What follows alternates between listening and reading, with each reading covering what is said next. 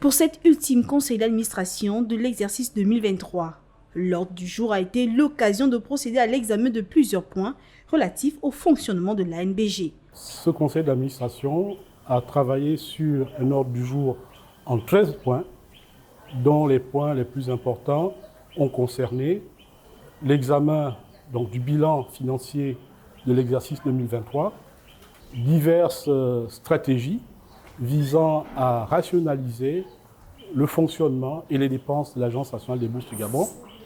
Ces stratégies ont fait l'objet d'approbation à travers un certain nombre de recommandations faites par le Conseil à l'adresse de la Direction générale. Cette session, la deuxième du genre, est toute particulière en ce qu'elle est la première qui se tient à l'ère de la transition, impliquant des perspectives. Les axes prioritaires, c'est la poursuite de la distribution de bourses dans les secteurs à forte valeur ajoutée pour le pays. Vous avez vu que nous avons signé une convention avec l'ANAC, l'Agence de l'aviation civile, pour accompagner l'ANAC dans la formation des pilotes, et donc tout le personnel de l'air et comme de navigants au sol. Donc nous accompagnons l'ANAC dans ce sens-là.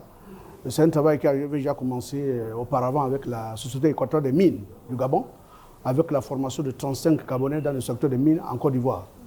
Donc nous allons poursuivre dans ce sens-là.